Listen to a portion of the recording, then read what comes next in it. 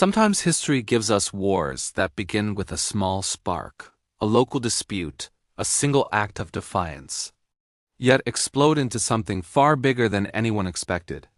And when you look at the 30 Years' War, you immediately wonder, how did one argument between rulers and their subjects turn into a continent-wide catastrophe? How did a dispute about religious authority turn into political chaos? Foreign invasion, famine, and destruction so massive that some German towns lost half their population? Why did kings who claimed to fight for faith end up joining the opposite side when politics suited them better? And how did this brutal war reshape Europe forever? In this video, I am going to discuss all these things. So without any delay, let's start. To understand the 30 Years' War, you have to go back a few decades before it began. Europe in the late 1500s was still struggling with the aftershocks of the Protestant Reformation. Martin Luther had challenged the authority of the Catholic Church in 1517, and since then, kingdoms, princes, and entire regions had chosen different sides. Some converted to Protestantism, others remained Catholic. The Holy Roman Empire, an enormous patchwork of hundreds of semi-independent states in Central Europe, became the center of conflict. It was ruled by the emperor, almost always from the powerful Habsburg family, and the Habsburgs were strong defenders of Catholicism. But many of their subjects were Protestant princes who refused to abandon their new faith. A fragile peace was established in 1555 through the Peace of Augsburg. It introduced a principle that seemed reasonable. Each prince could choose whether his territory would be Catholic or Lutheran. His rule, his religion. But this peace had major weaknesses. It completely ignored other Protestant groups, especially the rapidly growing Calvinists. It also failed to address power struggles between local rulers and the emperor. It was like a bandage placed on a wound that was still bleeding underneath. By the early 1600s, tensions were rising again. New Protestant states felt threatened. Catholic rulers, supported by Spain and the Pope, wanted to restore Catholic unity. Political rivalry mixed with religious resentment, and Europe became a boiling pot waiting to spill over. That moment came in the kingdom of Bohemia, modern-day Czech Republic. The Habsburg Emperor Matthias had no direct heirs, and he named his cousin, Ferdinand of Styria, as successor. Ferdinand was a passionate Catholic and believed he was chosen by God to fight Protestantism. But Bohemia had a large Protestant majority, and they feared Ferdinand would crush their religious freedom. When he tried to restrict Protestant rights even before becoming emperor, tensions exploded.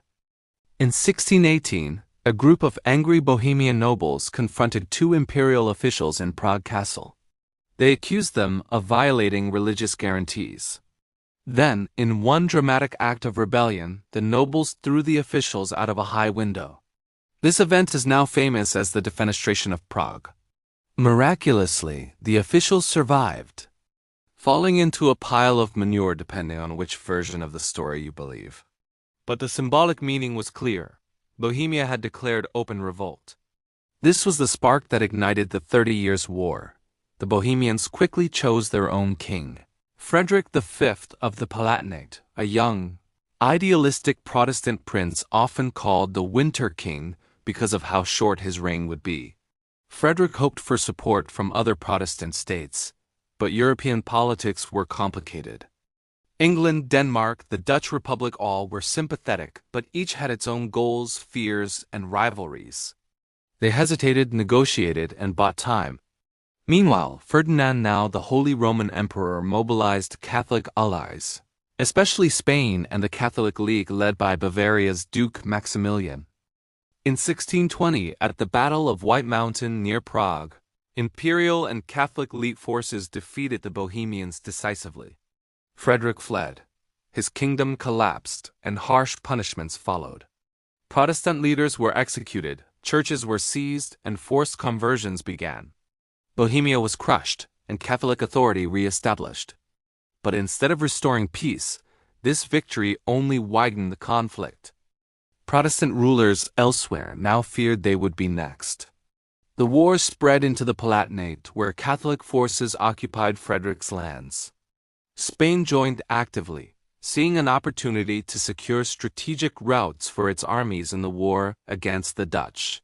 What started as a local rebellion in Bohemia expanded into a major conflict across Central Europe. At this stage, the war still looked like a Catholic versus Protestant struggle, but politics began to complicate everything. Protestant states were divided, not united.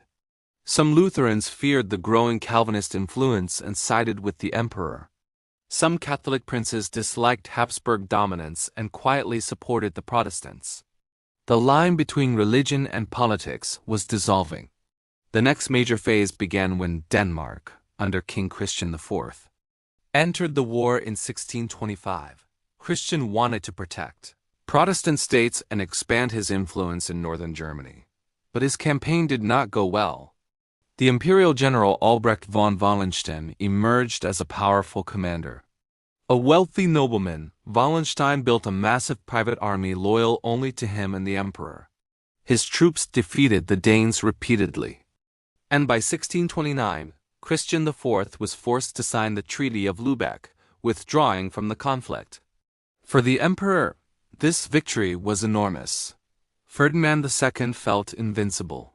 He issued the Edict of Restitution, ordering Protestants to return all church lands they had seized since the Reformation, almost 75 years' worth of property. This was a political earthquake. Even moderate Lutherans were shocked. Many feared the emperor was becoming too powerful.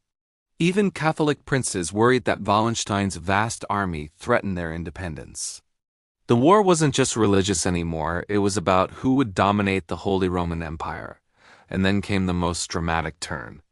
Sweden, led by King Gustavus Adolphus, entered the war in 1630. Gustavus was one of the greatest military commanders in European history, bold, innovative, and deeply committed to supporting Protestant states. His army was disciplined, modern, and extremely mobile. Sweden's entry transformed the war again. Protestant morale revived, Catholic supremacy was challenged, and the conflict became even more international. Gustavus landed in northern Germany, quickly gaining support from frightened Protestant princes. He scored major victories, including the famous Battle of Breitenfeld in 1631, where his army crushed the imperial forces and shattered the myth of Catholic invincibility. Breitenfeld was a turning point that saved Protestantism in Germany from near extinction. But the war did not become simple. Politics kept twisting everything. Saxony, a major Protestant state, had previously sided with the emperor. After Breitenfeld, it switched sides, but only to protect its own territory. Wallenstein returned to command imperial forces, creating a strange rivalry with Gustavus. In 1632, the two armies clashed in the massive Battle of Lützen. The Swedes won, but Gustavus Adolphus was killed in battle. His death shocked Europe. The Protestant cause survived, but it lost its most brilliant leader. After Gustavus' death, Swedish armies continued fighting but struggled to achieve the same unity and strategic clarity. Wallenstein, meanwhile, became increasingly independent, negotiating secretly with both Protestant leaders and foreign powers. The emperor, growing suspicious, had him assassinated in 1634. This dramatic murder removed one of the war's most powerful and enigmatic figures.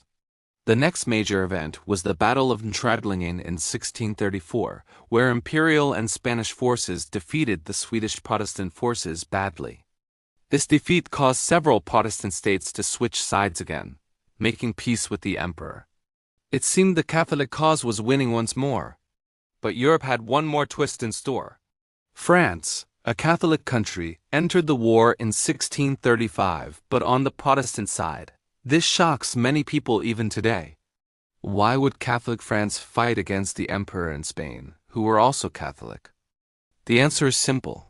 Politics mattered more than religion. France feared that if the Habsburg families of Spain and Austria controlled too much of Europe, France would be surrounded and weakened. So Cardinal Richelieu, the powerful French minister, made the strategic decision. France would fight the Habsburgs to maintain the balance of power. And with that, the 30 Years' War became fully international, no longer a religious war, but a European power struggle. France versus Spain, Sweden versus Austria, Protestant versus Catholic, Catholic versus Catholic. Alliances shifted constantly, and kingdoms betrayed former partners whenever it suited their interests. The war turned into a long, grinding, brutal conflict that devastated Germany more than any other region. Town after town was burned. Armies lived off the land, stealing food from villages, leaving starvation behind them. Disease spread everywhere. Some regions lost a third or even half of their population. Entire landscapes were emptied. What began as a conflict over religion had become one of the deadliest wars in European history. But after those early Catholic victories, the war entered a darker, heavier phase one where no one could even understand what the fighting was about anymore. Was it religion? Was it territory? Was it dynastic ambition? No one knew. Soldiers just marched, cities just burned, and mothers just buried their children. And yet the war kept expanding because every king, every duke, every foreign ruler believed that if they did not seize this moment, someone else would. And so the continent spiraled into a conflict it could no longer stop. When Sweden joined the war, everything changed. And soon France joined too.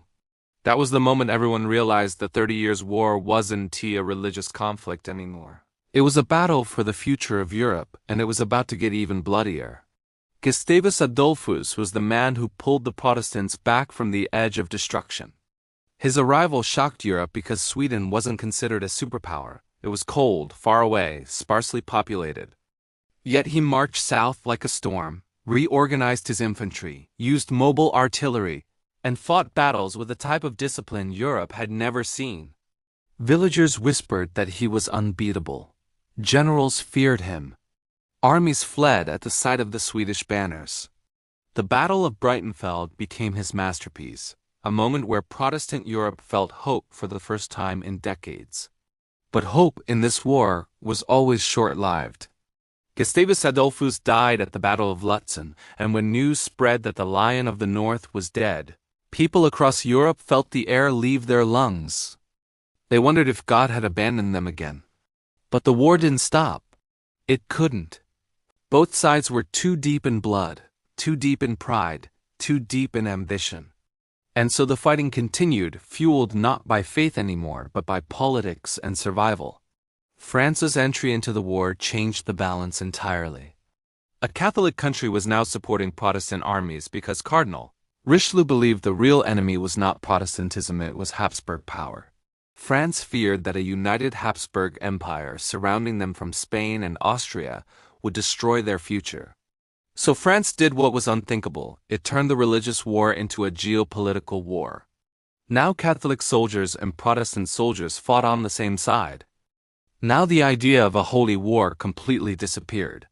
And now the fighting intensified as armies grew larger, more professional, and more brutal. Europe began bleeding from every direction. Entire regions were depopulated. Some German states lost up to half their population. Farmers abandoned their land. Highways became hunting grounds for soldiers. Villages fell into silence. Wolves began returning to abandoned towns. In some places, famine became so severe that parents were forced to make impossible decisions just to keep one child alive. And still the war continued year after year, generation after generation. The war's final stage is often called the French-Swedish phase. But those words don't capture what it really was. It was the collapse of Europe's old order. Armies now roamed like clouds of locusts, consuming everything. Some fought for kings, some for religion, some for pay, some simply because they had nowhere else to go. Mercenaries were the scariest of them all, unpredictable, hungry, and loyal to nothing except plunder. And then there was disease. Wherever armies marched, plague marched too. And when plague arrived, it killed faster than any sword. Mass graves filled the countryside. People believed the world was ending. For many, The 30 Years' War became not a political event, not a religious struggle, but a punishment from God. Preachers said Europe was being judged for its sins. But Europe kept fighting anyway. France began winning key victories against Spain and Austria, slowly forcing the Habsburgs into a defensive position. Sweden kept pressure in northern Germany. Protestant states banded together. And slowly, after 30 years of chaos, exhaustion became stronger than ambition. By the mid-1640s, everyone was simply tired kings, soldiers, villagers, generals, priests. No one believed victory was worth the cost anymore. Even the Habsburgs realized the empire they were trying to protect no longer existed in the way they imagined. Germany was shattered, Central Europe was a graveyard. And neither side had achieved the victory they dreamed of in the beginning. This exhaustion opened the door to something Europe had never seen before, a diplomatic settlement involving almost every major power. And so began the negotiations at Munster and Osnabrück, what history remembers as the Peace of Westphalia. The meetings themselves were astonishing. Imagine hundreds of envoys, dozens of states, representatives from rival religions, rival dynasties, rival regions all sitting together at a massive table, trying to end a war that had lasted an entire generation. Some diplomats entered as young men, but left as old men because the negotiations took years. They argued about borders. They argued about religion. They argued about trade, influence, territory, even about the language of the documents. But slowly, painfully, they'd built a new order for Europe. When the Peace of Westphalia was finally signed in 1648, the entire continent exhaled for the first time in 30 years. Soldiers laid down their weapons, armies disbanded, villagers crawled out of hiding. Bells rang. For the first time in a generation, children walked the streets without fear, and the map of Europe had changed forever. The Holy Roman Empire was still there, but everyone could see that it was just a shadow of what it once claimed to be. The emperor had survived, but his power had been broken. German princes gained the right to choose their religion, make treaties, even form alliances. France emerged as the dominant Catholic power. Sweden became a major northern kingdom. The Dutch Republic was recognized as fully independent. Switzerland's independence was confirmed. And Spain began its slow decline from superpower status. But the biggest consequence of all was something deeper than borders. It was a new idea, an idea that rulers could no longer force their religion on other states. Westphalia introduced something revolutionary, the concept of state sovereignty. It said every state, whether big or small, Catholic or Protestant, had a right to exist and a right to make its own decisions without outside interference. This idea didn't end all wars, of course, but it did create the international system that still shapes our world today. Yet for ordinary people, the peace came too late. Generations had been lost, entire families had disappeared. Many towns never recovered. Some regions took more than a century to rebuild their economies and populations. The trauma left scars that lasted long after the war ended. And in the collective memory of Europe, the 30 Years' War became a nightmare. Reminder of what happens when politics, religion, and ambition mix without restraint.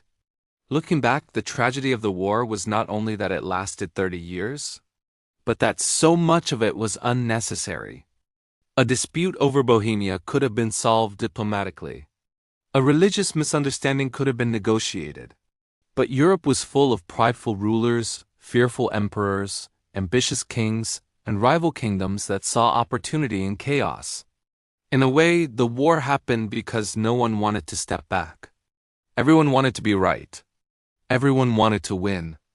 And in the end, no one won anything except graves and ruins. And yet, from that destruction, a new Europe was born, one shaped not by a single religion, not by a single emperor, but by many independent states learning to coexist. Westphalia planted the seeds of modern diplomacy, international law, and the idea of national borders. It forced Europe to rethink how power works.